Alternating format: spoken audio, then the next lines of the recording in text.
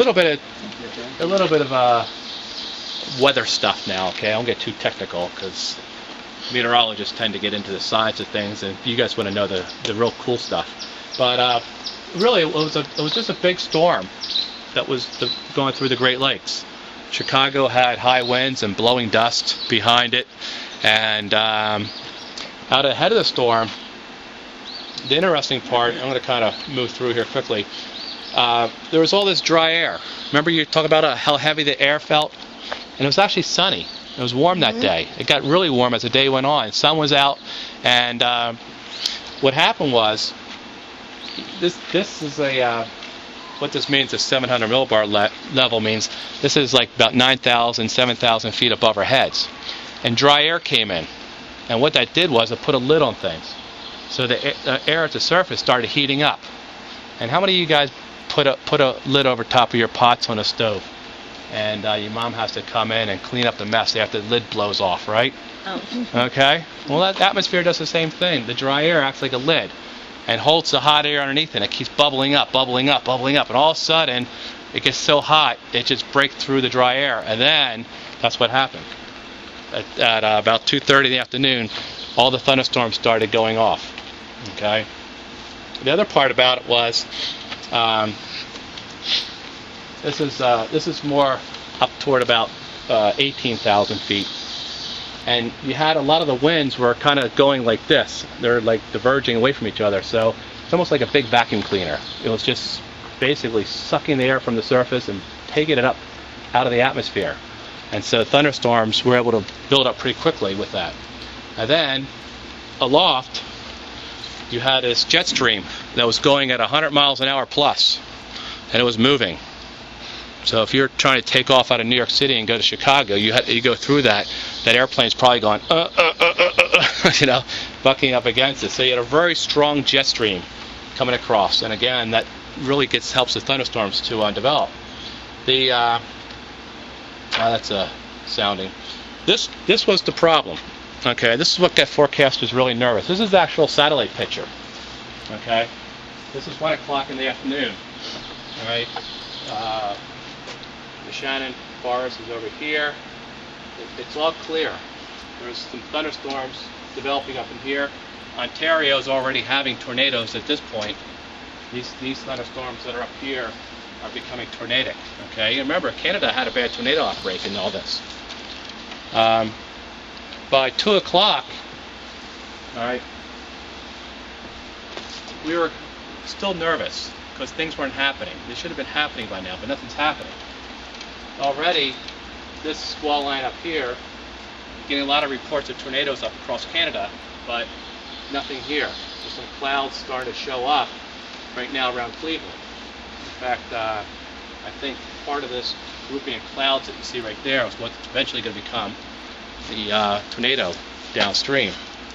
Then, by 4 o'clock, now everything's starting to go. Now all of a sudden we're all going, uh-oh, it's getting bad now. Okay? You can see big cluster of the thunderstorms here. This is actually this cloud area right there. This is actually going to become your tornado. This cloud right here. And this is going to blow up into a big thunderstorm like this. This is already tornadoes up in here, and now there's a line of cloudiness right here, which is going to become the tornadoes that are going to ravage western Pennsylvania within an hour or so. And then you can see by the time you get to 6:30, all right, now you got, here's your thunderstorm developing for Shannon Forest. You got a band of thunderstorms now from Buffalo all the way back into central Ohio. Many of these already are causing tornadoes up across northwestern Pennsylvania. There's multiple tornado warnings going on. And then by 7:30, you can see here's, I know it's hard to see, but you can see right there, this is the Shannon tornado already underway. You guys are just about ready to go through all the fun there, I guess you can call it.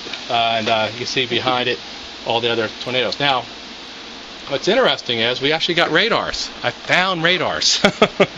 This is You know, how many people look at the radars on TV now, you know? Every day. Every day. Well, this was our technology. These are all WSR 74 radars, and we get to see 6 different levels of the radar back then, okay? Now you get to see 95 different levels. And so when we used to look at this, we used to go, oh, wow, this is really cool. Well, it was technology 25 years ago. These were what we saw. Actually, we didn't see this. This is what the National Weather Service people saw, these kind of radars. We got these little pieces of paper out of this machine that showed us what that looked like, and we thought that was really cool technology back then. All right, now we got these radars that are just, I'll show you a couple here in a second, just blow you away in terms of their technology. But you can see here is you know, here's one tornado. There's a whole bunch of these you know, ones that have that little hook I showed you in that picture there that printed out. And this is the Shannon Tornado already underway. And a couple more of these here. And again, you can see there wasn't any line of storms. They're all kind of like, they're all these supercell storms, we call them. And they all have their own little atmosphere to work on. So they're basically these big supercell thunderstorms that are just sucking in all that heat and humidity that have built up all day long, and they're just thriving on it. But the interesting part was, a lot of the tornadoes, like you guys talked about, people were fooled by the tornadoes because they're following way behind the thunderstorms. So you guys were saying the thunderstorm went through, the sun came out, you're going, wow, and all of a sudden the freight train came through. And a lot of people got fooled by that. And continue on there. Now, Erie, the guys at Erie had to use pieces of paper to draw the radars, okay?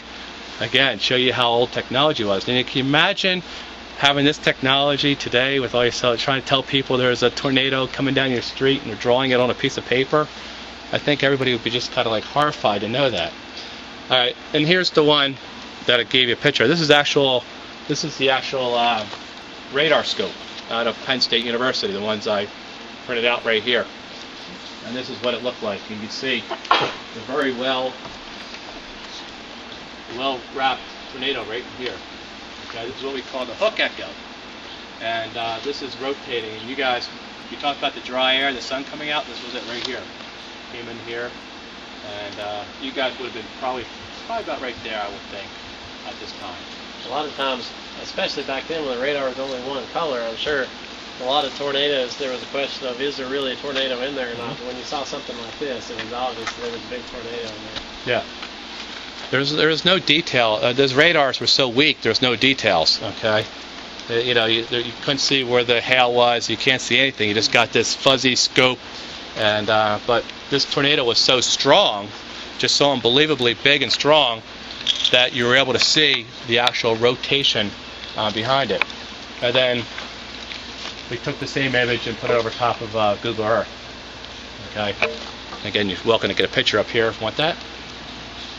And today's technology, we get to see tornadoes like this. Okay.